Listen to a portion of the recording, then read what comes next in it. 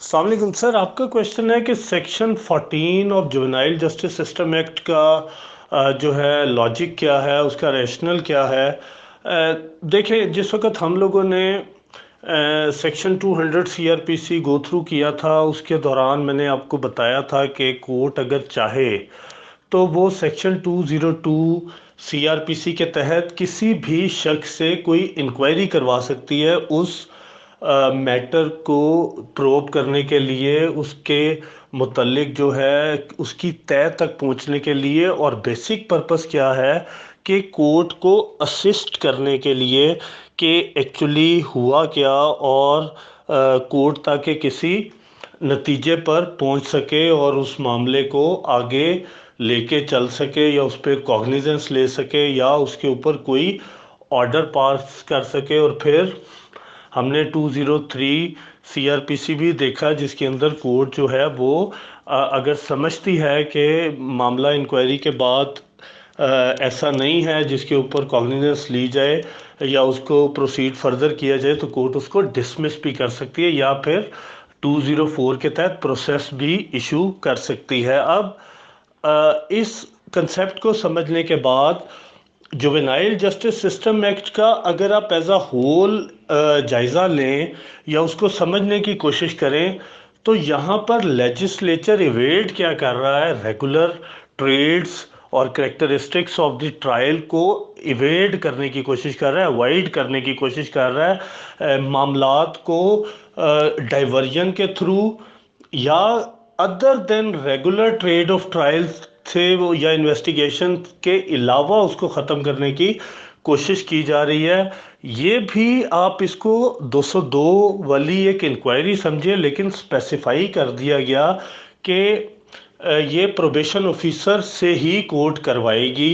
और उसके अंदर अगर आप उसकी भी एसेंस को समझने की कोशिश करें, तो बेसिक पर्पस उसके अंदर भी मेडिएशन ही है कि मामले की एक तो हकाइक से वो आगाह करे, कोर्ट को असिस्ट करे कि एक्चुअली हुआ क्या उसके नज़दीक। उसके नज़दीक जो है जो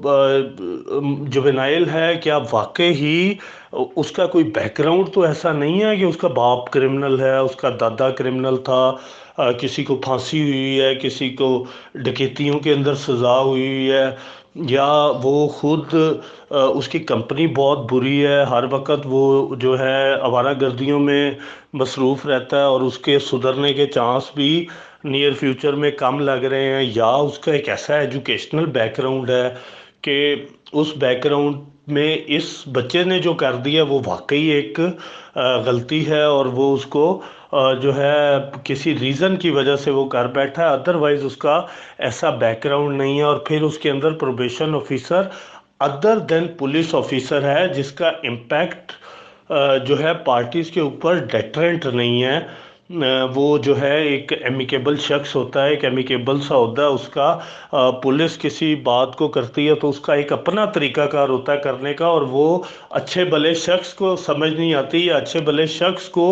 उससे अंडरस्टैंडिंग नहीं होती, या अच्छा भला शख्स भी डाउटफुल रहता है कि पुलिस ये बात कर रही है तो शायद इसमें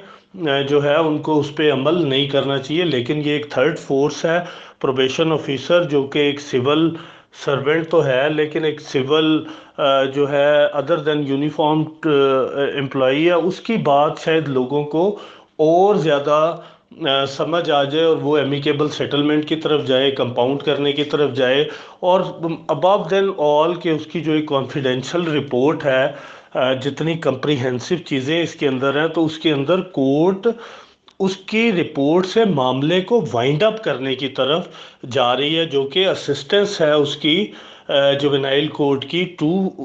रिजॉल्व दैट इशू, और and it on a happy note. या फिर उसको अगर आप डाइवर्जन के अंदर भी देखें तो वहाँ पे भी सारे हैप्पी नोट्स ही हैं। एक जुवेनाइल ने अगर कोई एक्ट कर भी दिया तो उसका रैशनल भी यही है कि उनको भी एक हैप्पी नोट के ऊपर आइदर ऑन दी रेप्रीमांड और वार्निंग इन राइटिंग और ओरल, या अगर किसी का नुकसान हो गया तो उससे कहे कि तुम भाई ये नुकसान ले लो, बच्चे से गलती हो गई है। या अगर उस बच्चे ने फर्ज करे गाड़ी का शीशा तोड़ दिया तो उसको कहना जी आप गाड़ी जो है ना उसका शीशा में डलवा देता हूँ,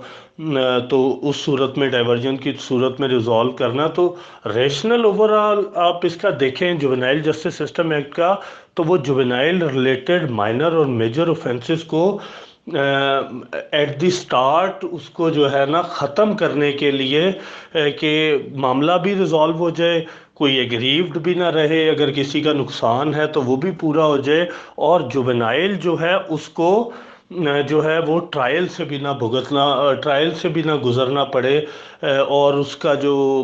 एक